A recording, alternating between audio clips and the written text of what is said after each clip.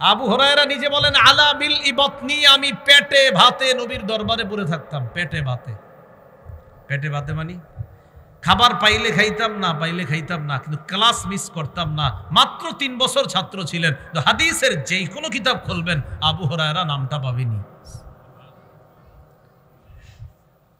তো ওই ছাত্র যারা মাদ্রাসাতুস সুফার ছাত্র, ইদা আমসাও, যখন সন্ধ্যা হইতো, ইনতলাকার রাজুলু বির রাজুল ওয়ার রাজুলু বির রাজুলাইন ওয়ার রাজুলু বিল খামসা, একজন সাহাবী 2 জন ছাত্র বাসায় নিয়ে যেতেন, কোন সাহাবী একজনকে বাসায় নিয়ে যাইতেন, কোন সাহাবী 5 জনকে বাসায় নিয়ে যাইতেন। ওয়া আম্মা সাদ ইবনে উবাদা ফাকানা ইয়ানতালিকু বিসামানিনা কুল্লা লাইলা, নবীর সাহাবী সাদ ইবনে উবাদা, তার এমন গুণ ছিল প্রতি রাতে 80 জন মানুষের মেহমানদারি করতেন। কয়জন? সপ্তাহে না প্রতি রাত? প্রতি রাতে কেউ একজন, কেউ 2 জন, কেউ 5 জন, তিনি 80 জনের মেহমানদারি করতেন। ছাত্রদেরকে নিয়ে যেতেন, যেমন আপনারাও বর্তমানে ছাত্রদেরকে ওই যে জায়গিরে খাওয়ান, লজিং খাওয়ান, এটা অনেক ভালো কাজ। ছাত্রদেরকে এই যে খাওয়ান, এটা অনেক ভালো কাজ। রসুলের সাহাবী ছাত্র যারা ছিলেন তাদেরকেও অন্যরা খাবারের আয়োজন করতেন, তাদেরকে মেহমানদারি করতেন। তাহলে মেহমানদারির একটা সিজন চলতেছে এখন, এই মেহমানদারি সুন্নাহ মোতাবেক করা, আমরা নিজেরাও সুন্নাহ মোতাবেক মেহমান হওয়ার চেষ্টা করা, আল্লাহ তৌফিক দান করেন। আব্দুল্লাহ ইবনে ওমর রাদিয়াল্লাহু তাআলা আনহুমার বর্ণনা, তিনি বলেন আহাব্বুত তাআমি ইলাল্লাহ মা কাসুরাত আলাইহিল আইদি, ওই খাবার আল্লাহর কাছে সবচেয়ে পছন্দের খাবার যেই খাবারে হাত বেশি পড়ে, যেই খাবারে হাত বেশি পড়ে মানে যেই খাবারে মেহমান বেশি হয়, ওই খাবার আল্লাহর কাছে সবচেয়ে পছন্দের খাবার। এই গেল 3 নম্বর আলোচনা মেহমানদারি সম্পর্কে। 4র্থ আলোচনা মেহমানদারির গুরুত্ব, এই ব্যাপারে কয়েকটি হাদিস শুনেন। সহিহ বুখারীর বর্ণনা 6475 নম্বর হাদিস, ক্বালা রাসূলুল্লাহ সাল্লাল্লাহু আলাইহি ওয়াসাল্লাম মান কানা ইউমিনু বিল্লাহি ওয়াল ইয়াউমিল আখির ফালা ইউজি জারা, নবীজি বলেন যে আল্লাহরে বিশ্বাস করে, আখিরাতে বিশ্বাস করে, সেজন্য প্রতিবেশীকে কষ্ট না দেয়। ওয়া মান কানা ইউমিনু বিল্লাহি ওয়াল ইয়াউমিল আখির ফালইয়াকুল খায়রান আও লিয়াসমুত, যে ব্যক্তি আল্লাহ বিশ্বাস করে, আখিরাত বিশ্বাস করে, সেই ব্যক্তি কথা বললে যেন ভালো কথা বলে, অন্যথায় যেন চুপ থাকে। ওয়া মান কানা ইউমিনু বিল্লাহি ওয়াল ইয়াউমিল আখির ফালইউকরিম দাইফা, যে ব্যক্তি আল্লাহকে বিশ্বাস করে, আখিরাত বিশ্বাস করে, সে যেন মেহমানের সম্মান করে। ট্রলারে অন্য বাড়িতে বেড়াইতে যাওয়ার সময় 2 পাশে 2টা বক্স লাগিয়ে গান বাজিয়ে নাচতে নাচতে যাওয়া হয়, এটা অন্যায়। মেহমানদারি পূর্ববর্তী নবীদের সুন্নত। আল্লাহ তাআলা সূরা জারিয়াতের 24 থেকে 27 নম্বর আয়াতে বলেন হাল আতাকা হাদিসু দাইফি ইব্রাহিমাল মুকরামিন ইয দাখালু আলাইহি ফাকালু সালামা, নবী আপনার কাছে কি ইব্রাহিম নবীর সম্মানিত মেহমানদের বৃত্তান্ত আপনার কাছে এসেছে? ইব্রাহিম আলাইহিস সালামের সম্মানিত মেহমানদের ঘটনা আপনার কাছে কি এসেছে? ইয দাখালু আলাইহি ফাকালু সালামা, যখন মেহমানগণ ইব্রাহিম নবীর কাছে প্রবেশ করলেন তখন তারা বললেন সালাম, আপনার উপর শান্তি বর্ষিত হোক। ক্বালা সালাম, ইব্রাহিম নবী জবাবেও তাদেরকে শান্তির দোয়া করলেন, জবাব দিলেন তোমাদের উপরও শান্তি বর্ষিত হোক। কওমুম মুনকারুন, মনে মনে বললেন এরা তো অপরিচিত সম্প্রদায়। তো সাধারণত ইব্রাহিম নবী অপরিচিত কাউকে দেখলে তাদের মেহমানদারির আয়োজন করতেন। ফারাগা ইলা আহলিহি ফাজাআ বিইজলিন সামিন, তিনি দ্রুত চুপিসারে পরিবারের কাছে গেলেন, একটা গরুর বাছুর ভাজি করে তাড়াতাড়ি নিয়ে আসলেন।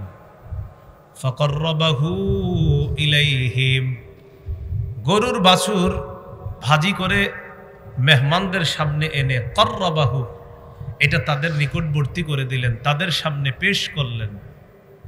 পেশ করার পর বললেন, ক্বালা আলা তাকুলুন, কি ব্যাপার আপনারা খাবেন না? খাচ্ছেন না কেন? তো মেহমানরা খাবার খাইতেছে না। ফাআউজাসা মিনহুম খিফা, মনে মনে তাদের ব্যাপারে ভয় পেয়ে গেলেন। ঘটনা কি, তারা খাইতেছে না কেন? মেহমানরা বুঝতে পারছে যে ইব্রাহিম নবী ভয় পায়। ক্বালু লা তাখাফ, তারা বললেন আপনি ভয় করবেন না, ভয় পাওয়ার কিছু নেই। অন্য জায়গায় আছে, তারা বললেন ইন্না উরসিলনা ইলা কওমি লূত, আমরা লূত নবীর সম্প্রদায়ের কাছে প্রেরিত হয়েছি। আমরা দুনিয়ার সাধারণ মেহমান, যারা মানুষ মেহমান হয় এই মেহমান না, আমরা আল্লাহর পক্ষ থেকে প্রেরিত ফেরেশতা। এই ফেরেশতারা এসেছেন দুটি উদ্দেশ্য। এক নম্বর উদ্দেশ্য, ইব্রাহিম নবীর স্ত্রী সারা আলাইহাস সালাতু ওয়াস সালাম, এই সারার গর্ভ থেকে একটা সন্তান দুনিয়াতে আসবে, ইসহাক আলাইহিস সালাম, তার ব্যাপারে সুসংবাদ দেওয়ার জন্য। আরেকটা উদ্দেশ্যে এসেছেন, সেটা হলো লূত নবীর সম্প্রদায়, তাদেরকে ধ্বংস করার জন্য। মনে রাখা ভালো, লূত নবীর সম্পর্কে ইব্রাহিম নবীর ভাতিজা হয়।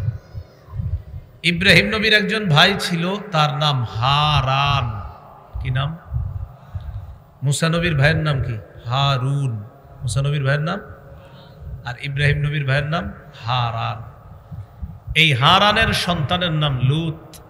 সেই হিসাবে ইব্রাহিম নবীর ভাতিজা হন লূত আলাইহিস সালাতু ওয়াস সালাম। আয়াত থেকে আমরা বুঝতে পারলাম ইব্রাহিম নবী মেহমানদারি করতেন, অতিথি পরায়ণ তার অনেক পছন্দের ছিল। হাদিসে আসছে, قال رسول الله صلى الله عليه وسلم كان أول من ضيف الضيف إبراهيم عليه الصلاة والسلام, পৃথিবীতে সর্বপ্রথম মেহমানদারির যে ব্যাপক প্রচলন, এটা ইব্রাহিম আলাইহিস সালাতু ওয়াস সালাম সর্বপ্রথম এই মেহমানদারির প্রচলন করেছেন। লূত আলাইহিস সালামের কাছে যখন গেল ওই ফেরেশতারা, তো যাওয়ার পর তারা মানুষের রূপ ধারণ করে তার কাছে গেলেন, দেখতে সুন্দর। লূত নবীর জাতির ভয়ঙ্কর 10টি বদভ্যাস ছিল, এর মধ্যে একটি হলো পুরুষের সাথে সমকামিতা করার ইচ্ছা তাদের ছিল, নাউজুবিল্লাহ। সুন্দর পুরুষদের কথা তাদের কানে যাওয়ার পর লূত নবীর বাড়ির আশেপাশে আইসা তারা ভিড় জমাইল। ওই সুন্দর মানুষগুলা আমাদের সামনে পাঠায়া দাও, তাদেরকে দরকার।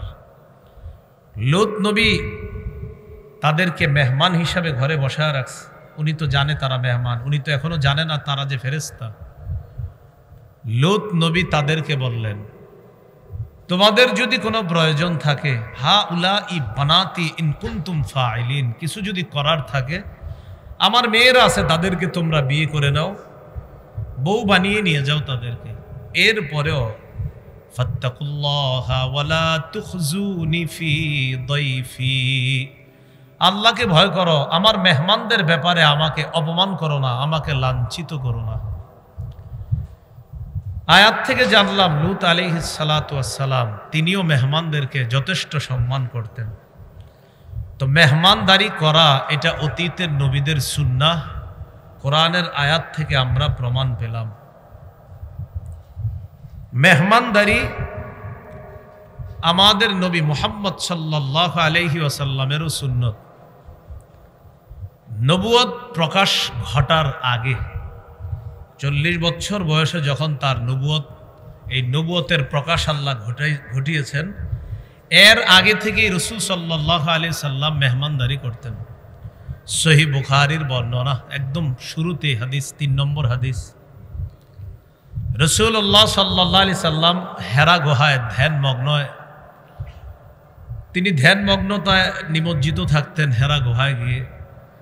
তো সেখানে ধ্যানে কাটাইতেন 1 মাস, তাফসীরের বর্ণনা অনুযায়ী 6 মাস। ওই হেরা পর্বতে যারা হাজী সাহেব হজ করতে গিয়েছেন বা ভবিষ্যতে যাবেন, আপনাদেরকে গাড়ি দিয়ে সেই পর্বতের কাছে নিয়ে যাওয়া হবে। অনেক উঁচু পাহাড়, এখন সিঁড়ির ব্যবস্থা আছে। হিম্মত নিয়ে যাবেন যে আমিও সেখানে উঠবো। ওখানে ওঠার পর একদম নবী যেখানে বসে ধ্যানমগ্ন করতেন সেই জায়গাটা স্বচক্ষে আপনি দেখবেন। তো মুরব্বী যারা আছে তাদের তো হিম্মত করা হয় না, কারণ তারা বয়স্ক, এই জন্য তাদের জন্য কষ্টকর হয়ে যায় বিষয়গুলো। হেরা পর্বতে আল্লাহ রাসূল সাল্লাল্লাহু আলাইহি সাল্লাম থাকতেন। আম্মাজান খাদিজাতুল কুবরা রাদিয়াল্লাহু তাআলা আনহা, আমি যখন এই পর্বতের সামনে দাঁড়িয়েছি আমি চিন্তা করছি উনি কিভাবে সেখানে যাইতেন, কারণ তখন আম্মাজান খাদিজার বয়স 55। কত? 55। এত সুন্দর সিঁড়ির ব্যবস্থাপনা ছিল না। নবীর জন্য খাবার নিয়ে উপরে যাইতেন মক্কা থেকে হেঁটে, আবার সেখান থেকে হেঁটে মক্কা আসতেন। রাসূলুল্লাহ সাল্লাল্লাহু আলাইহি সাল্লাম হেরা পর্বতে আসেন। জিবরিল আলাইহিস সালাতু ওয়াস সালাম নবীজির কাছে আসলেন। আসার পর বললেন ইকরা, পড়েন। নবীজি বললেন মা আনা বিকারিইন, আমি পড়তে পারি না। জিবরিল আমাকে চাপ দিলেন, প্রচন্ড কষ্ট হলো আমার। সুম্মা আরসালানি, আবার আমাকে ছেড়ে দিলেন। এবার আবার আমাকে বললেন ইকরা, পড়েন। আমি বললাম মা আনা বিকারিইন, আমি পড়তে পারি না। আবার আমাকে চাপ দিলেন, আমার প্রচন্ড কষ্ট হলো। সুম্মা আরসালানি, আবার আমাকে ছেড়ে দিলেন, কষ্ট দূর হয়ে গেল। এবার আবার বললেন ইকরা, পড়েন। আমি বললাম মা আনা বিকারিইন, আমি পড়তে পারি না। এইভাবে জিবরিল আমিন আমাকে চাপ দেয়, কষ্ট হয় আমার, আবার আমাকে ছেড়ে দেয়। এক পর্যায়ে বললেন ইকরা বিসমি রাব্বিকাল্লাযী খালাক, পড়েন প্রভুর নামে যিনি সৃষ্টি করেছেন। এইটা বলার পর আল্লাহ তাআলা নবীর জবানে সূরা আলাকের 5টা আয়াত উচ্চারণ করে দিলেন, রসুলের জন্য সহজ করে দিলেন। রসুল 5টা আয়াত উচ্চারণ করলেন সাল্লাল্লাহু আলাইহি ওয়াসাল্লাম। কোরআনের আয়াত নিয়ে হেরা পর্বত থেকে রওনা করলেন। রাজা বিহা ইয়ারজুফু ফুআদু, কোরআনের আয়াত নিয়ে পরিবারের কাছে আসছে, অন্তর কাঁপতেছে ভয়ে।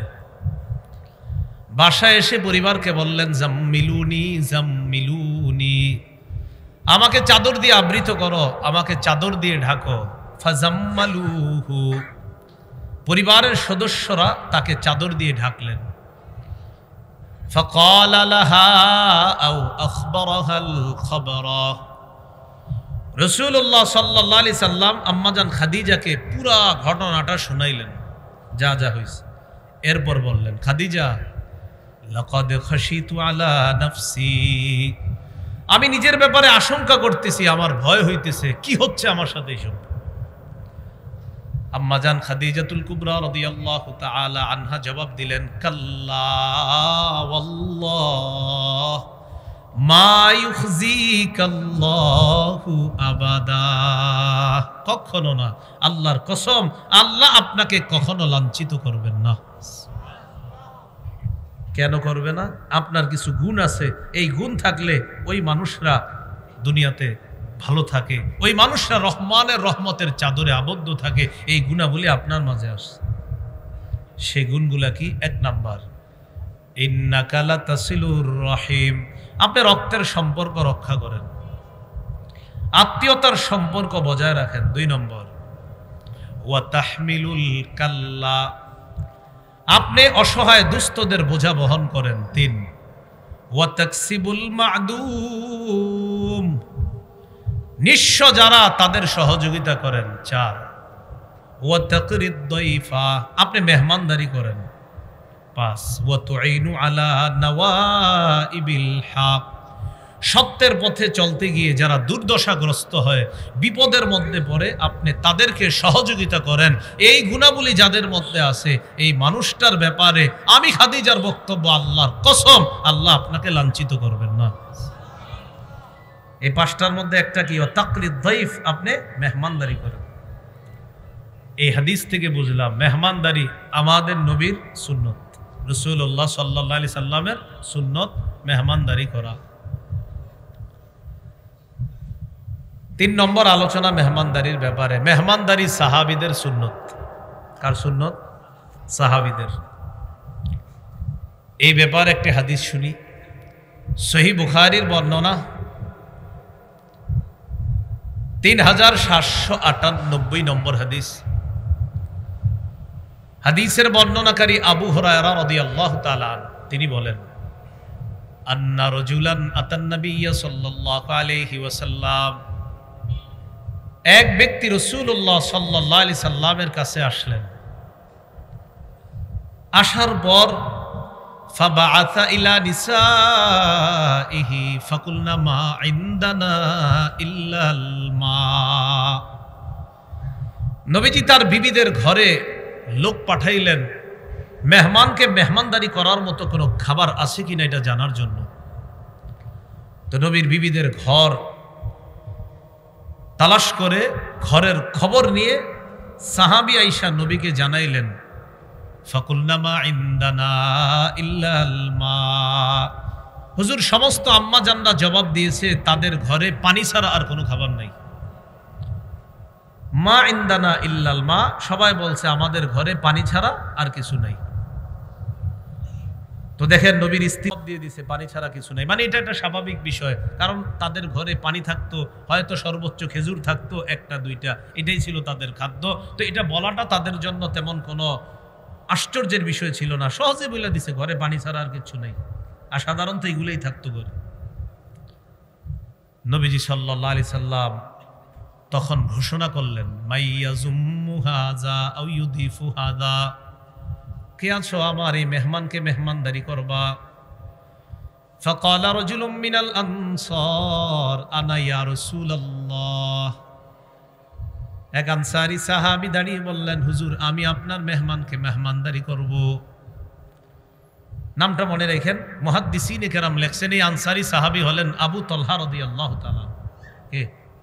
আবু তালহা। আবু তালহা রাদিয়াল্লাহু তাআলা আনহু বললেন, ইয়া রাসূলুল্লাহ আমি আপনার মেহমানকে মেহমানদারি করব। ফানতালাকা বিহি ইলা ইমরাআতিহি, মেহমানকে নিয়ে বাসায় গেছে, স্ত্রীর কাছে গিয়ে বললেন, আকরিমি দাইফা রাসূলিল্লাহি সাল্লাল্লাহু আলাইহি ওয়াসাল্লাম, মেহমান নিয়ে আসছি বাসায়, এটা সাধারণ মেহমান না, আল্লাহর নবীর মেহমান। এই মেহমানকে সম্মান করো, খাতিরদারি করতে হবে, যথাযথ যত্ন নিতে হবে এই মেহমানের। এখন স্ত্রী কি জবাব দেয় দেখেন সাহাবীর, নবীর বিবিরা কি বলছে, ঘরে পানি ছাড়া কিছু নেই। এবার আবু তালহা রাদিয়াল্লাহু তাআলা আনহুর বিবি কি বলে দেখেন, মা ইনদানা ইল্লা কুতু সিবিয়ানি ওয়া ফি রিওয়ায়া ইল্লা কুতু সিবিয়ানিনা ওয়া ফি রিওয়ায়া ইল্লা কুতু সিবিয়ান। আবু তালহা রাদিয়াল্লাহু তাআলা আনহুর বিবি বললেন, আমাদের ঘরে বাচ্চাদের খানা ছাড়া আর কোনো খাবার নাই।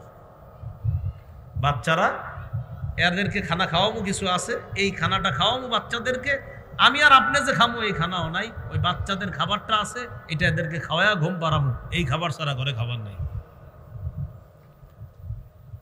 সাহাবী তার স্ত্রীকে আস্তে ধীরে বললেন, কোনো কথা নাই, যা বলি মন দিয়ে শোনো, হাইয়ি তাআমা, বাচ্চাদের খাবারটাই তৈরি করো, এটাই মেহমানদেরকে দিব, এটাই মেহমানকে দিব। আর কি করবা? ওয়ানাউমি সিবিয়ানা, বাচ্চাদেরকে ঘুম পাড়ায়া দিবা। আরেকটা কাজ করবা, ওয়া আতফি সিরাজাক, বাতিটা কৌশলে নিভায়া দিবা। 1 নম্বর এই খাবারই প্রস্তুত করো, 2 বাচ্চাদেরকে ঘুম পাড়ায়া দাও, 3 নম্বর বাতি নিভায়া দিবা।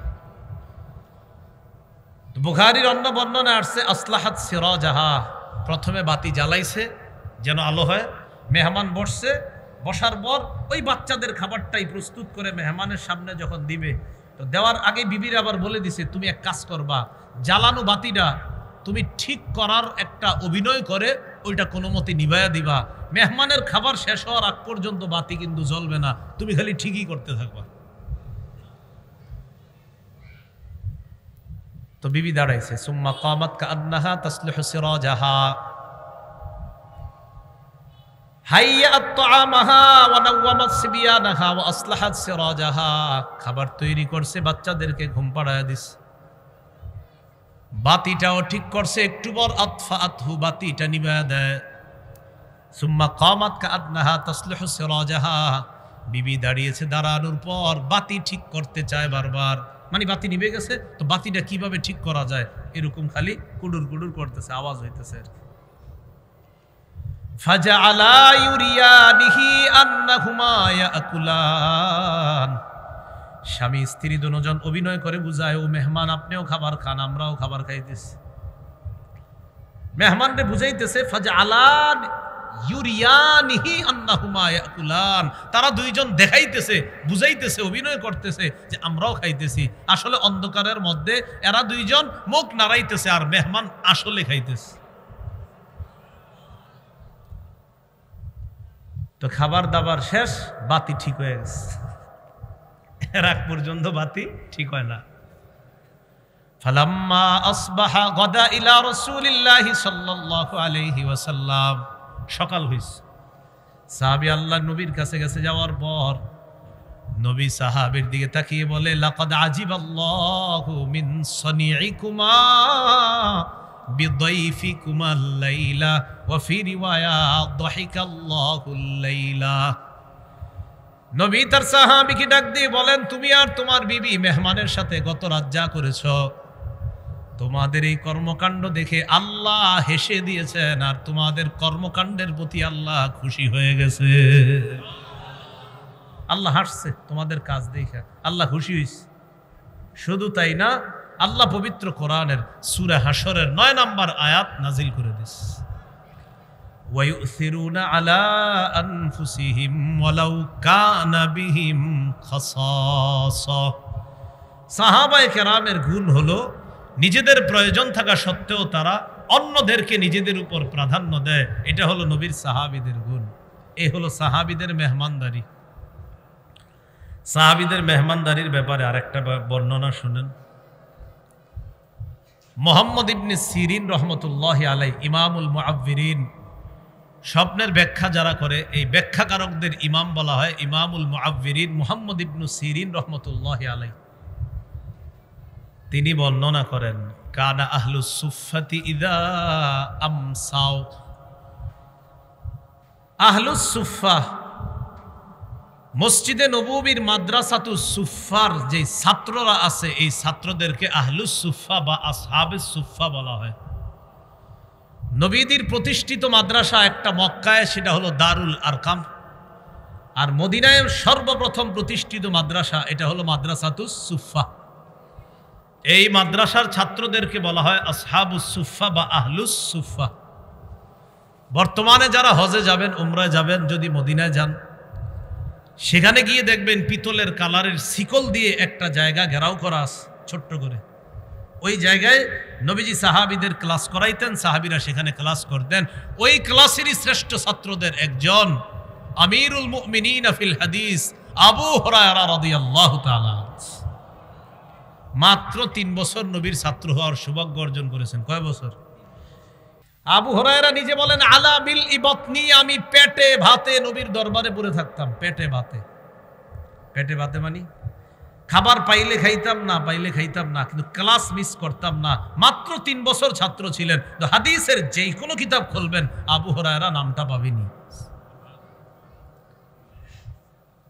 তো ওই ছাত্র যারা মাদ্রাসাতুস সুফফার ছাত্র, ইদা আমসাও, যখন সন্ধ্যা হইত, ইনতলাকার রাজুলু বির রাজুল ওয়ার রাজুলু বির রাজুলাইন ওয়ার রাজুলু বিল খামসা, একজন সাহাবী 2 জন ছাত্র বাসায় নিয়ে যেতেন, কোন সাহাবী একজনকে বাসায় নিয়ে যাইতেন, কোন সাহাবী 5 জনকে বাসায় নিয়ে যাইতেন। ওয়া আম্মা সাদ ইবনে উবাদা ফাকানা ইয়ানতালিকু বিসামানিনা কুল্লা লাইলা, নবীর সাহাবী সাদ ইবনে উবাদা, তার এমন গুণ ছিল প্রতি রাতে ৮০ জন মানুষের মেহমানদারি করতেন। কয়জন? সপ্তাহে না প্রতি রাতে, কেউ একজন, কেউ ২ জন, কেউ ৫ জন, তিনি ৮০ জনের মেহমানদারি করতেন। ছাত্রদেরকে নিয়ে যেতেন, যেমন আপনারাও বর্তমানে ছাত্রদেরকে ওই যে জায়গিরে খাওয়ান, লজিং খাওয়ান, এটা অনেক ভালো কাজ। ছাত্রদেরকে এই যে খাওয়ান, এটা অনেক ভালো কাজ। রসুলের সাহাবী ছাত্র যারা ছিলেন তাদেরকেও অন্যরা খাবারের আয়োজন করতেন, তাদেরকে মেহমানদারি করতেন। তাহলে মেহমানদারির একটা সিজন চলতেছে এখন। এই মেহমানদারি সুন্নাহ মোতাবেক করা, আমরা নিজেরাও সুন্নাহ মোতাবেক মেহমান হওয়ার চেষ্টা করা, আল্লাহ তৌফিক দান করেন। আব্দুল্লাহ ইবনে ওমর রাদিয়াল্লাহু তাআলা আনহুমার বর্ণনা, তিনি বলেন, আহাব্বুত তাআমি ইলাল্লাহ মা কাসুরাত আলাইহিল আইদি। ওই খাবার আল্লাহর কাছে সবচেয়ে পছন্দের খাবার, যেই খাবারে হাত বেশি পড়ে, যেই খাবারে হাত বেশি পড়ে মানে যেই খাবারে মেহমান বেশি হয়, ওই খাবার আল্লাহর কাছে সবচেয়ে পছন্দের খাবার। এই গেল ৩ নম্বর আলোচনা মেহমানদারি সম্পর্কে। চতুর্থ আলোচনা মেহমানদারির গুরুত্ব। এই ব্যাপারে কয়েকটি হাদিস শুনেন। সহিহ বুখারীর বর্ণনা ৬৪৭৫ নম্বর হাদিস। ক্বালা রাসূলুল্লাহি সাল্লাল্লাহু আলাইহি ওয়াসাল্লাম মান কানা ইউমিনু বিল্লাহি ওয়াল ইয়াউমিল আখিরি ফালা ইউজি জারা।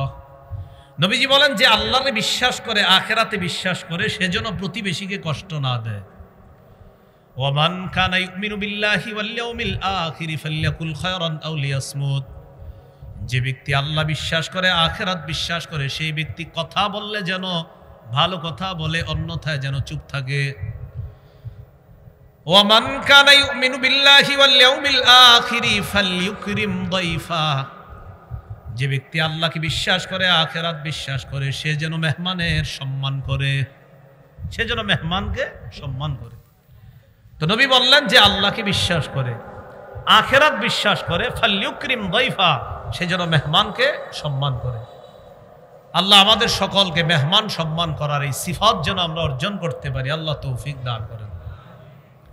সহিহ বুখারীর বর্ণনা ১৯৭৫ নম্বর হাদিস। বাংলাদেশ স্বাধীন হয়েছে ১৯৭১, আর এই হাদিসটা হলো ১৯৭৫। হ্যাঁ নাকি?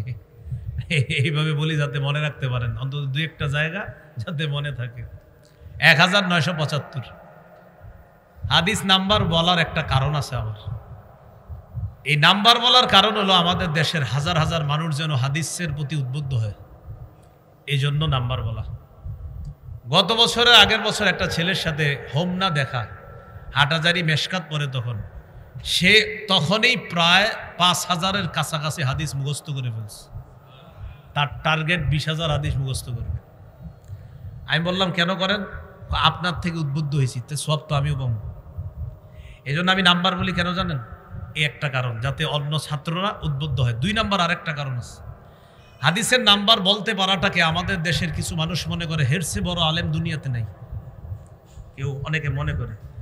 এই ধারণা প্রত্যাখ্যান করার জন্য, এই ধারণাকে ভুল প্রমাণ করার জন্য হাদিসের নাম্বার আমি বলি। নাম্বার বলা জরুরি না, নাম্বার বইলা বুঝাই যে নাম্বার বলাটা আসলে এমন কোনো কঠিন কাজ না। আমাদের দেশের এখন অনেকে নাম্বার বলে। আমাদের ইউসুফ বিন ইকবাল ভাই মাশাআল্লাহ কত সুন্দর আলোচনা করে, হ্যাঁ, তার হায়াতে আল্লাহ বরকত দান করে।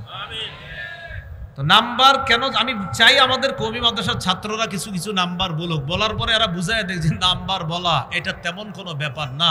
আমরা যারা নাম্বার বলি আমরা ভালো করে জানি যে আমাদের চেয়ে অনেক বড় বড় গভীর জ্ঞান সম্পন্ন হাজার হাজার লাখ লাখ আলেম আমাদের বাংলাদেশে আছে। কিন্তু নাম্বার বইলা কি বুঝাই যে ভাই নাম্বার বলাটা এটা আসলে বড় আলেম হওয়ার দলিল না। শুধু এই কারণে বলি, অনেকে ভাবে নাম্বার বলা মানে না জানি কিছু, আসলে না জানি কিছু না, না জানি কিছু না এটা বোঝানোর জন্য নাম্বার বলি। দেখবেন মাঝখানে শুরু হয়েছিল নাম্বারের এক ধোকা, কি বুখারিয়াত, মুসলিমাত, তিরমিজিয়াত, আবু দাউদাত, হাদিস কিন্তু বলে না, খালি বলে বুখারিয়াত, মুসলিমাত, আবু দাউদাত, নাসাইয়াত। আরে বাবা, এর চেয়ে বড় আলেম দুনিয়াতে নাই, কিন্তু হাদিসটা বলে না। হাদিস কিন্তু বলে না, হয়তো সর্বোচ্চ অনুবাদটা বলে দিবে। এখন আমাদের যে ছেলেরা মাশাআল্লাহ এখন বয়ান করতেছে, শুধু কি হাদিসের অনুবাদ বলে না, হাদিসও বলে, হাদিসও বলে।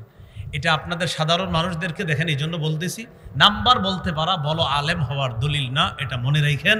নাম্বার আপনি চাইলেও কিছুদিন মুখস্থ করে বলতে পারবেন, বড় আলেম হওয়ার দলিল কখনো হাদিসের নাম্বার বলতে পারা না, এই বিষয়টা মাথায় রাখবেন।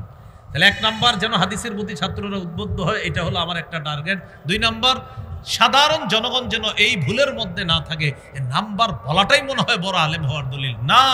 হাজার হাজার বড় গভীর জ্ঞান সম্পন্ন আলেম যারা আছেন, যারা হাদিসের নাম্বার বলে না, কিন্তু তাদের জ্ঞানের ধারে কাছেও যাওয়ার যোগ্যতা আমাদের নাই। এটা সত্যি কথা, আল্লাহর কসম, এটাই সত্যি কথা। এই ধোকার মধ্যে আপনারা কিন্তু পড়বেন না। আল্লাহ আমাদেরকে কথাগুলা বুঝার তৌফিক দান করেন। তো বলছিলাম সহিহ বুখারীর 1975 নম্বর হাদিস। এই হাদিসের মধ্যে আসছে, আবু সালামা ইবনে আব্দুর রহমান বলেন, আমাকে আব্দুল্লাহ ইবনে আমর ইবনুল আস বলেছেন, হাদ্দাসানি আব্দুল্লাহ ইবনে আমর ইবনুল আস রাদিয়াল্লাহু তাআলা। আমাকে আব্দুল্লাহ ইবনে আমর ইবনুল আস, নবীর সাহাবী, আমাকে বলেছেন কি, যে নবীর কাছে আমার ব্যাপারে এই সংবাদ গেছে, আমি সারাদিন নফল রোজা রাখি আর সারা রাত নফল নামাজ পড়ি। এই সংবাদ আমার ব্যাপারে নবীর কাছে গেছে।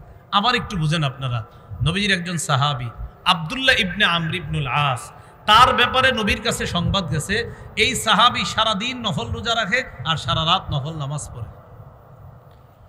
তো নবী তারে ডাকছে, ডাইকা বললেন, আলাম উখবার, আমি তোমার ব্যাপারে কিছু কিছু বিষয়ে জেনেছি। সেই বিষয়গুলো হলো এই, আন্নাকা তাকুমুল লাইলা ওয়া তাসুমুন নাহার। আমি শুনতে পাইলাম তুমি সারা রাত নফল নামাজ পড়ো, সারাদিন নফল রোজা রাখো, কথাটা কি সঠিক? সাহাবী বললেন, বালা ইয়া রাসূলুল্লাহ, হুজুর কথাটা সঠিক, আমি সারা রাত নফল নামাজ পড়ি, সারাদিন রোজা রাখি। রাসূলুল্লাহ সাল্লাল্লাহু আলাইহি সাল্লাম বললেন, এটা আজকে থেকে আর করবা না। সুম, মাঝে মাঝে নফল রোজা রাখো। ও আফতির, মাঝে মাঝে রাখো না। কুম, রাতের কিছু অংশে জাগ্রত থাকো। ও নাম, কিছু অংশে ঘুমাও। কি বললেন দেখেন, সুম, মাঝে মাঝে নফল রোজা রাখো। ও আফতির, মাঝে মাঝে রাখো না নফল রোজা। কুম, রাতের কিছু অংশ জাগ্রত থেকে ইবাদত করো। ও নাম, আবার তুমি ঘুমাইবা। সাথে সাথে নবী বললেন, ইন্না লিজাসাদিকা আলাইকা হাক্কা, তোমার শরীরের উপর তোমার হক আছে। ওয়ালি আইনিকা আলাইকা হাক্কা, তোমার চোখের উপর তোমার হক আছে। ওয়ালি জাওজাতিকা আলাইকা হাক্কা, তোমার বিবির উপর তোমার হক আছে।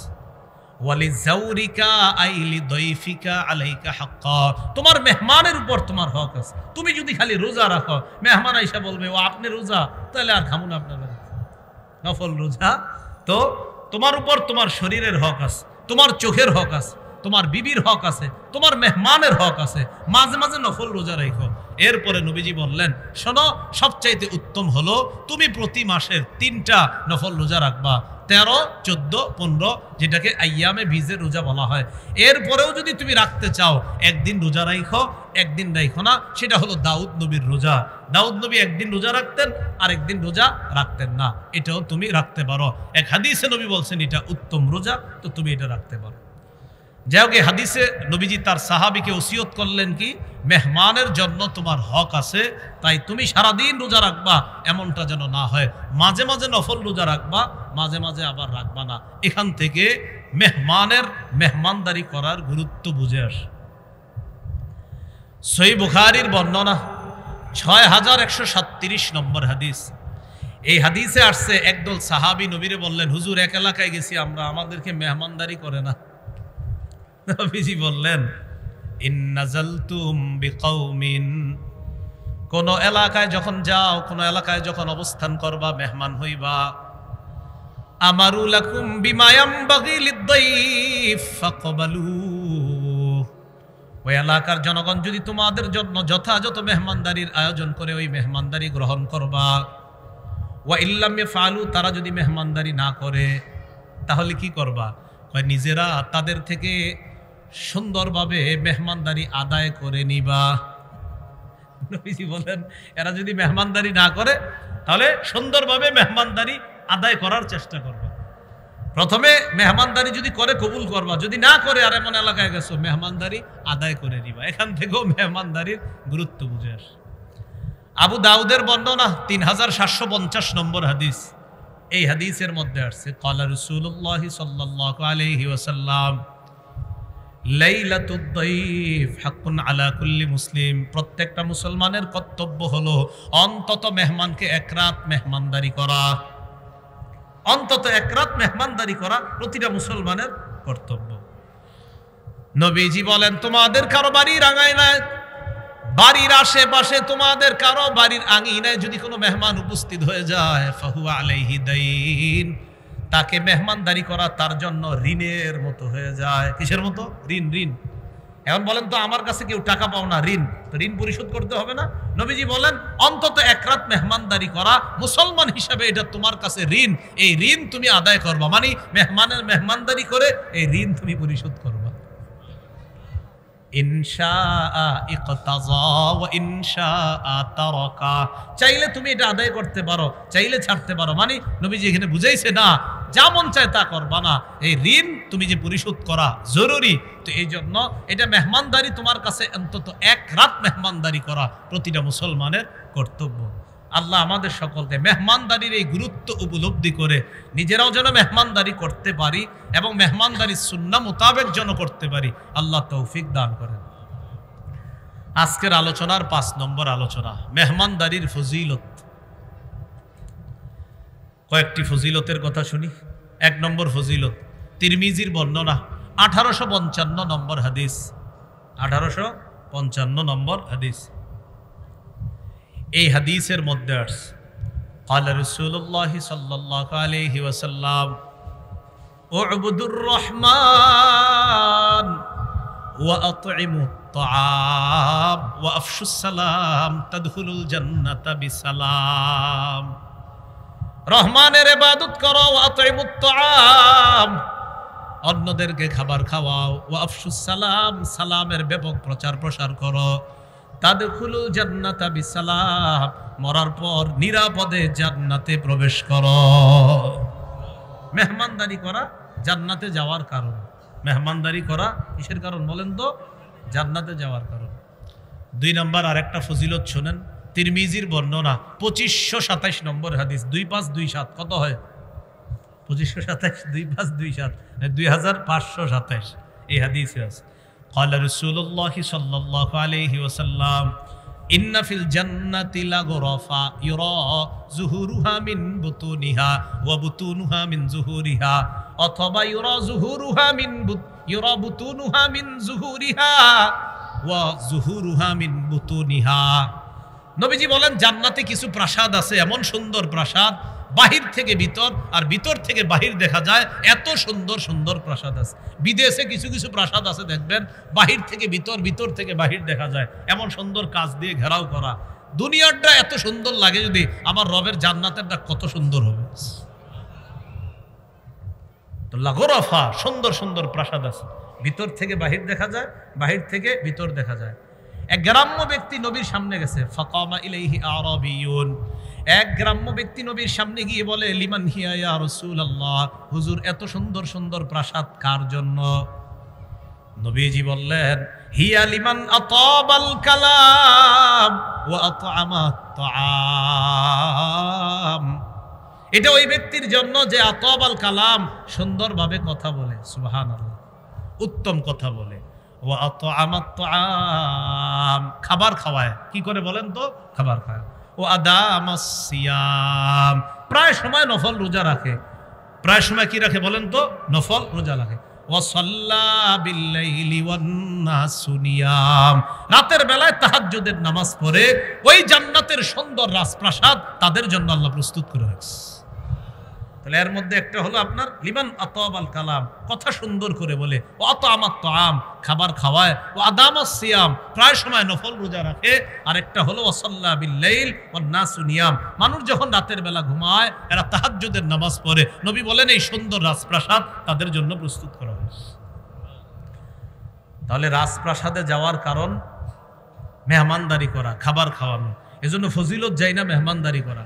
3 নম্বর আরেকটা ফজিলত শোনেন, একটা হাদিসের কিতাব আছে তাবারানি, আল মুআজামুল আওসাত, তাবরানি লি মুআজামুল আওসাত, হাদিস নাম্বার 4729 নম্বর হাদিস। এই হাদিসের মধ্যে আছে قال رسول الله صلى الله عليه وسلم لا تزال الملائكة تصلي على أحدكم ما دامت مائدته موضوعا بين يديه حتى يرفعا আল্লাহ নবী বলেন মেহমানের সামনে যতক্ষণ দস্তরখান থাকবে মেজবান ওই দস্তরখান উঠানোর আগ পর্যন্ত ফেরেশতা ওই মেজবানের জন্য আল্লাহর কাছে বলে আল্লাহ এই মেজবানকে আপনি মাফ করে দেন। দস্তরখান উঠানোর আগ পর্যন্ত দোয়া করতে থাকে। আপনারা বুদ্ধি করে দস্তরখান আর উঠেন নাকি? এরকম না, মানে মেহমানদারি চলতে হবে। এরকম না বিষয়টা যে দস্তরখান তাহলে খালি বিছায় রাখি হুজুর আর খালি দোয়া হবে না। দস্তরখান বিছানোর অর্থ হলো মেহমানদারি চলতে থাকবে। এটার উদ্দেশ্য হলো এটা যে দস্তরখান না উঠানো মানে মেহমানদারি চলতেছে, মেহমানদারি চলতেছে। আর ফেরেশতারাও বলে আল্লাহ মাফ করেন, আল্লাহ মাফ করেন, আল্লাহ মাফ করেন। এইগুলো পঞ্চম আলোচনা মেহমানদারির ফজিলত। 6 নম্বর আলোচনা মেহমানের করণীয় কি। আমরা যে মেহমান হব, আপনি মেহমান হবেন কারো বাড়িতে, আপনার কি করণীয়? 1 নম্বর করণীয় হলো খাবারের সময় গিয়ে হঠাৎ তার বাড়িতে উপস্থিত না হওয়া। খাবারের সময় হঠাৎ উপস্থিত না হওয়া। আপনি বলবেন হুজুর তো মেহমান তো হইছি খাওয়ানোর জন্য, আবার খাবারের সময় না গেলে? আপনি আগে থেকে তাকে যদি ইত্তেলা না, তাকে যদি আপনি না জানায়া তার বাড়িতে হঠাৎ যান, সে তো আপনার জন্য খাবার পাক করে নাই, রান্না করে নাই। তো বর্তমানে তো আপনার সব সহজ হয়ে গেছে। 4-5 ঘন্টা আগে অন্তত অবহিত করা যে আমি আসতেছি, অথবা তার বাসায় খাবারের টাইমের 3-4 ঘন্টা আগে যাওয়া, যেন আপনাকে দেখলে তারা খাবার প্রস্তুত করতে পারে। এটা মেহমানের 1 নম্বর করণীয়। মেজবানের অনুমতি লাগবে, তার পক্ষ থেকে সায় দেওয়া লাগবে যে হ্যাঁ আসলে সমস্যা নাই, এখন কোনো সমস্যা নাই, খাবার খেতে পারেন। সূরা আহজাবে আল্লাহ বলেন ইয়া আইয়ুহাল্লাযীনা আমানু লা তাদখুলু বুয়ুতান নাবিয়্যি ইল্লা আইয়ুযানা লাকুম ইলা তাআমিন গায়রা নাযিরিনা ইনাহ। হে ঈমানদারগণ, নবীর ঘরে তোমরা প্রবেশ করো না, ইল্লা আইয়ুযানা লাকুম ইলা তাআম, খাবারের অনুমতি যতক্ষণ না দিবে ততক্ষণ পর্যন্ত প্রবেশ করবা না। যদি অনুমতি দিয়ে দেয় তখন আর খাবার প্রস্তুতির অপেক্ষা করা লাগবে না, অনুমতির আগ পর্যন্ত প্রবেশ করবা না। মানে হলো সম্মতি থাকতে হবে মেজবানের, হ্যাঁ খাবার তৈরি, খাবার প্রস্তুত আছে, আসতে পারেন, সমস্যা নাই। তাহলে যে কোনো সময় তার বাসায় গিয়ে উপস্থিত হওয়া যাবে না, তার মন মানসিকতাটা আমার বোঝার চেষ্টা করতে হবে। এ হলো 1 নম্বর করণীয় মেহমানের। মেহমানের 2 নম্বর করণীয়, আপনি কারো বাড়িতে মেহমান হওয়ার পর এমন কোনো কাজ না করা যেটা বেটার উপর প্রেশার হয়, মেজবানের উপর প্রেশার হয়। قال رسول الله صلى الله عليه وسلم لا يحل لمسلم أن يقيم عند أخيه حتى يقسم أن يحرجا। কোন মুসলমানের জন্য বৈধ নয় সে তার কোন ভাইয়ের কাছে এমন ভাবে অবস্থান করবে, করতে করতে যেন তার কষ্ট হয়, এমন ভাবে অবস্থান না করা। কোন ভাইয়ের কাছে এমন ভাবে সে অবস্থান করে যে এক পর্যায়ে মেজবানকে কষ্ট দেয়। সাহাবীরা প্রশ্ন করলেন কাইফা ইউসিমুহু ইয়া রাসূলুল্লাহ, হুজুর কষ্ট কিভাবে দেয় আপনার কাছে জানতে চাই। নবীজি বললেন আইয়ুকিমা ইনদাহু ফালা শাইআ লাহু ইউকাররিবুহু বিহি। ওই মেজবানের কাছে এত বেশি থাকে যে এখন আর মেজবান ওই মেহমানকে দেওয়ার মতো আর কিছু থাকে না, সব দিতে দিতে শেষ। গোস্ত খাওয়াইছে, কাঁঠাল খাওয়াইছে, আম খাওয়াইছে, চা পান করাইছে, পান খাওয়াইছে, এরপরে উঠে না, আর বেচারার কিছু নাই, বসে রয়েছে। তো এটা হলো কষ্ট দেওয়া। কষ্ট দেওয়ার আরেকটা সুরত আছে, যেমন এই যে আজকে ইউসুফ বিন ইকবাল ভাইয়ের আমন্ত্রণে এখানে আসছে, মাশাআল্লাহ। তো এই মাদ্রাসা আমাদের হুজাইফি ভাই এসে পড়ছে, আল্লাহ হায়াতে বরকত দান করেন। ইনশাল্লাহ আসার পরে আলোচনা করবেন। তো দেখেন এদিকে থাকেন। তো যেমন আলেমরা যখন নাকি এখানে মেহমান হয়ে আসে অনেকে, তো তাদের মধ্যে দেখা যায় যখন মেহমান হয়ে কোথাও তাদেরকে খাওয়াইতে নিয়ে যায়, এটা ওলামা একরাম বুঝে। কথার কথা আপনাদের এলাকায় আমাদের কুমিল্লার হযরত মাওলানা মুফতি মুশতাকুন নবী সাহেব আসলেন। তো সাধারণত হুজুরের সাথে ভক্তরা দেখা করতে যায়, ভিতরে বসাইছেন।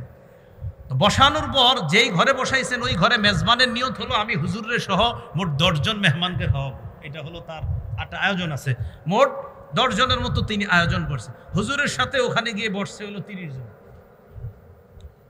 তো বেচারা মেজবান টেনশনে পড়ে গেছে যে এই বাকি 20 জন রে কি করবো। তো উনি বিস্কুট দেয়, চানাচুর দেয়, আপনার কমলা দেয়, মালটা দেয়, আনার দেয়, আঙ্গুর দেয়, সব দিয়ে বুঝায় একটু গেলে ভালো হয়, কিন্তু যায় না। এটা কিন্তু হাসির বিষয় না, খুব গুরুত্ব দিয়ে কথাগুলো। আপনার তো বোঝা উচিত যে যে বেচারার এখানে হুজুর গেছে বা মেহমান গেছে, হয়তো তিনি 10 জনের আয়োজন করছে, যে এই বেচারা এখন মুখ দিয়ে বলতে পারতেছে না, আর কিভাবেই বা ওই তাদের সবার সামনে এখন হুজুরকে খানা দিবে। আয়োজন তো 10 জনের, আসছে তো এখানে 30 জন। এই বিষয়গুলা মেহমান যারা হবে তাদের মাথায় থাকতে হবে যে আমি কারো বাসায় যাব, এতে যেন আমার মেজবান যিনি তিনি কষ্ট না পায়। তাই দেখেন ওলামায়ে হজরত যখন কোনো মাহফিলে আসে, অনেক সময় দেখবেন উনি কোথাও মেহমান হয়ে যাচ্ছে, তো তার সাথে 10 জন 15 জন ঢুকে। তো ঢুকার পর আপনার টেনশন করেন, আমি আবার এটা সমস্যা না, আমি খানা বাসা থেকে নিয়ে আসি, এই জন্য টেনশন করেন না, আমি গাড়িতে খানা ওখানে এখন নেমে খাবো ইনশাল্লাহ। তো এখন কোথাও গিয়ে যখন খায় সাথে অনেকে যায়, তো এই জন্য এটা কিন্তু মেজবানের কষ্ট হয়ে যায়। এই বিষয়গুলো খেয়াল রাখা, আল্লাহ আমাদেরকে বুঝার তৌফিক দান করেন। তো 1 নাম্বার, মেহমান যার বাড়িতে মেহমান হবে তাকে অবহিত করতে হবে। 2 নাম্বার, তাকে কোনো কষ্ট দেওয়া যাবে না। 3 নাম্বার, যিনি মেহমান হবে তিনি কোনো বাসায় গিয়ে যদি থাকার নিয়তে মেহমান হয়, সর্বোচ্চ 3 দিন মেহমান হতে পারে। আদ-দিয়াফাতু সালাসাতু আইয়াম, নবীজি বলেন মেহমানদারি 3 দিন, ফামা যাদা ফাহুয়া সাদাকা, এর বেশি হলে এটা হবে সদকা। তো 3 দিন মেহমান হওয়া, এটা গেল মেহমানের জন্য করণীয়। মেজবানের করণীয় কি? মেজবানের করণীয়র মধ্যে প্রথমে ভূমিকা হিসেবে শুনেন, 4টা কাজ মানুষ গুরুত্বহীন হওয়া উচিত না। কয়টা কাজে বলেন তো? 4টা কাজে মানুষ অবহেলা করা উচিত না। এর মধ্যে 1 নাম্বার, বাবার সম্মানে আসন ছেড়ে দেওয়া। এক্ষেত্রে অলসতা করা উচিত না। বাবার আসনে মানে বাবার সম্মানে আসন ছেড়ে দেওয়া, এক্ষেত্রে অলসতা করবেন না। লোকমান হাকিমের উপদেশ 1 নাম্বার। 2 নাম্বার, মেহমানদারি করার ক্ষেত্রে অলসতা করা যাবে না। যদি আপনার গাড়ি থাকে, মালিকানায় যানবাহন থাকে, এটার পরিচর্যা করতে হবে, তাহলে যে কোনো সময় এটা নষ্ট হয়ে যেতে পারে। এই কাজে আপনার অলসতা না করা। 3 নাম্বার, যানবাহন পরিচর্যা, এই কাজে অলসতা না করা। 4 নাম্বার, কোন আলেমকে সম্মান করার ক্ষেত্রে অলসতা না করা, গুরুত্বহীন মনে না করা, যে তার কোনো গুরুত্ব নাই, তিনি তো আমগো এলাকার এক মাদ্রাসায় পড়ায়, হেরে তো কি গুরুত্ব দিব, ঢাকাতে যে আসছে তারে বেশি সম্মান করব, এই মানসিকতা রাখা যাবে না। লোকমান হাকিম বলেন 4 ক্ষেত্রে আপনি কোনো প্রকারেরই তুচ্ছ তাচ্ছিল্য করা যাবে না। এর মধ্যে 1 নাম্বার, বাবার সম্মানে আসন ছেড়ে দেওয়া। 2 নাম্বার, মেহমানের মেহমানদারি করা। 3 নাম্বার, যানবাহনের পরিচর্যা করা। 4 নাম্বার, যে কোনো আলেমকে সম্মান করা। যে কোনো আলেমকে কি করা? সম্মান করা। তিনি আমাদের এলাকার আলেম হোক, স্থানীয় হোক, দূরের হোক। এবার শুনেন মেজবানের করণীয়। মেজবানের 1 নাম্বার করণীয় দ্রুত মেহমানদারি করা। এখন আবার একটু শুনেন, হাদিসে আসছে আত-তাজিলু মিনাশ শয়তান, দ্রুত কাজ করা শয়তানের কাজ। আত-তাদবিরু মিনাল্লাহ, আর ধীরস্থিরভাবে কাজ করা এটা আল্লাহর পক্ষ থেকে। কিন্তু মনে রাখবেন, পৃথিবীতে মুসলমানদের জন্য 5টা কাজ তাড়াতাড়ি করা উচিত। কয়টা কাজ বলেন তো? তাড়াতাড়ি কার পক্ষের কাজ? শয়তানের। কিন্তু কয়টা কাজ মুসলমান তাড়াতাড়ি করতে হবে? 5টা। এই 5 কাজ ছাড়া অন্য কাজে তাড়াহুড়া করা শয়তানের কাজ। যেই 5 কাজ মুসলমান তাড়াহুড়া করে করতে হবে, 1 নম্বর কাজ হলো মেহমানদারি করা, এটা তাড়াতাড়ি মেহমানের সামনে উপস্থিত করা। 2 নাম্বার, তাড়াতাড়ি যেই কাজটা করবে সেটা হলো মৃত ব্যক্তিকে তাড়াতাড়ি দাফন করা। 3 নাম্বার, কুমারী মেয়েকে তাড়াতাড়ি বিয়ের ব্যবস্থা করা। 4 নাম্বার, ঋণ থাকলে দ্রুত পরিশোধ করা। 5 নাম্বার, গুনাহ থেকে দ্রুত তওবা করা। কয় কাজ তাড়াতাড়ি করতে হবে? 5 কাজ। 1 নাম্বার, মেহমানদারি করা, এটা দ্রুত করতে হবে, মেহমানদারির কাজটা। 2 নাম্বার, মৃত ব্যক্তিকে দ্রুত দাফন করা। 3 নাম্বার, কুমারী মেয়ের তাড়াতাড়ি বিয়ের ব্যবস্থা করা। 4 নাম্বার, ঋণ থাকলে ঋণ পরিশোধ করা। 5 নাম্বার, গুনাহ থেকে তওবা করা। আল্লাহ বুঝার তৌফিক দান করেন। তো মেহমান দ্রুত মেহমানদারি করবে। 2 নাম্বার, মেজবান মেহমানের সামনে সর্বোচ্চ ভালো মানের খাবার পরিবেশন করবে, এতে মেহমান কোনো দোষ ত্রুটি ধরবে না, এটা মেহমানের কর্তব্য। মা আবা রাসূলুল্লাহ সাল্লাল্লাহু আলাইহি সাল্লাম তাআমান কত্তু ইনশতাহাহু আকালা ওয়া ইন কারিহাহু তারাকা, নবী কখনো কোনো খাবারের দোষ ধরতেন না, পছন্দ হইলে খাইতেন, পছন্দ না হইলে ছেড়ে দিতেন। যাই হোক, উত্তম খাবার তার সামনে পরিবেশন করা, এই কথাটা মনে রাখা। গোস্তের সিজন চলতেছে, গোস্ত দিতে পারেন। সহিহ বুখারীর বর্ণনায় আছে 4712 নম্বর হাদিস, উতিয়ান নবী সাল্লাল্লাহু আলাইহি সাল্লাম বিলাহমিন, নবীর কাছে গোস্ত আনা হয়েছে। ফারুফিয়া ইলাইহি যিরা, বাহুর অংশ নবীকে দেওয়া হয়েছে, রানের অংশ। এটা নবীকে দেওয়া হয়েছে। কানাত তুজিবহু, নবী এই অংশের গোস্ত খুব পছন্দ করতেন, এই অংশের গোস্ত খুব পছন্দ করতেন। ফানাহাসা মিনহা নাহসা, নবীজি একদম দাঁতে কামড়ায় ওই অংশের গোস্ত খাইতেন। তো গোস্ত পরিবেশন করা, এইভাবে আপনার এই সিজনে গোস্ত দিয়ে মেহমানদারি করা। সর্বশেষ মেহমানের কর্তব্য মেজবানের জন্য একটু দোয়া করতে হবে। সেই দোয়াটা কি? আকালা তাআমাকুমুল আবরার, অন্তত এতটুকু বলা। আপনার পুরাটা দরকার নাই, আফতারা ইনদাকুমুস সাইমুন ওয়া সাল্লাত আলাইকুমুল মালাইকা, এতগুলা মুখস্থ রাখতে পারবে না। আপনার আকালা তাআমাকুমুল আবরার, ভালো মানুষরা তোমাদের খাবার খাক, অন্তত বাংলায় এতটুকু দোয়া করতে পারবে না ইনশাআল্লাহ। নেককার মানুষরা আপনাদের খাবার খাক, এই দোয়া মেজবানের জন্য করা। মেজবানের একটা কাজ মনে রাখবেন, মেহমানকে দরজায় গিয়ে স্বাগত জানাবেন, বিদায় জানানোর সময় দরজায় গিয়ে বিদায় দিবেন, আর তার সাথে মুসাফা করবেন। রাসূলুল্লাহ সাল্লাল্লাহু আলাইহি সাল্লাম বলেন, মা মিন মুসলিমাইনে ইয়ালতাকিয়ান, দুই মুসলমান যখন সাক্ষাৎ করে, ফায়াতাসাফাহান, আর মুসাফা করে, ইল্লা গফিরা লাহু মা ক্বাবলা আন ইফতারিকা, তারা পৃথক হওয়ার আগে তাদের গুনাহগুলা মাফ করে দেওয়া হয়। এই হলো আপনার 7 নাম্বার মেজবানের করণীয়। আর 6 নাম্বার গেল মেহমানের করণীয়। মোট 7টি অংশের আলোচনা আমরা জানলাম। ইব্রাহিম নবীর মেহমানদারি জানলাম, 2 নাম্বার নবীজির মেহমানদারি জানলাম, 3 নাম্বার সাহাবীদের মেহমানদারি, 4 নাম্বার মেহমানদারির গুরুত্ব, 5 নাম্বার মেহমানদারির ফজিলত, 6 নাম্বার মেহমানের করণীয়, 7 নাম্বার মেজবানের করণীয়। তো মেহমানদারির সিজন যেহেতু চলতেছে, এই জন্য এই ওয়াজটা সবাই মনে রাখবেন, অন্যদেরকে বুঝাইয়া দিবেন যে মেহমানদারি নবীদের সুন্নত, আমাদের নবীর সুন্নত, সাহাবীর সুন্নত, তবে এটা করতে গিয়ে কোনো গুনাহ করা যাবে না। আল্লাহ সকলকে কথাগুলা বুঝে শুনে আমল করার তৌফিক দান করেন। এটা ঘোষণা দিতে বলা হয়েছে। মিম্বরের আমানত যাদের লাগবে অনলাইন থেকে সংগ্রহ করে নিন আপনারা। আমার সংকলন করা মিম্বরের আমানত, প্রথম খণ্ড সন্তানের 64টা অধিকার, দ্বিতীয় খণ্ডে 64টা অধিকার, প্রথম খণ্ড থেকে জামাই বউ দুজন পুরো মুখস্থ করে ফেলবেন হ্যাবজোর মতো। দ্বিতীয় খণ্ডে শিরিক বেদাত কুফর তাওহীদ, তৃতীয় খণ্ডটা হালাল হারাম, চতুর্থ খণ্ড স্বামীর 24টি অধিকার, স্ত্রীর 19টি অধিকার, পঞ্চম খণ্ড ইসলামের প্রথম ভিত্তি, ষষ্ঠ খণ্ড ইসলামের দ্বিতীয় ভিত্তি নিয়ে আলোচনা। অনলাইন থেকে আপনারা সংগ্রহ করে নিতে পারেন। এরা আজকে এখানে নিয়ে এসেছে। যাদের লাগবে, কয় খণ্ড আছে আমার জানা নাই, যাদের লাগবে গাড়ির কাচ না ভেঙে গাড়ি থেকে সংগ্রহ করতে পারেন। আসসালামু আলাইকুম ওয়া রাহমাতুল্লাহ। আলহামদুলিল্লাহ। কেউ ভাই হযরতের সাথে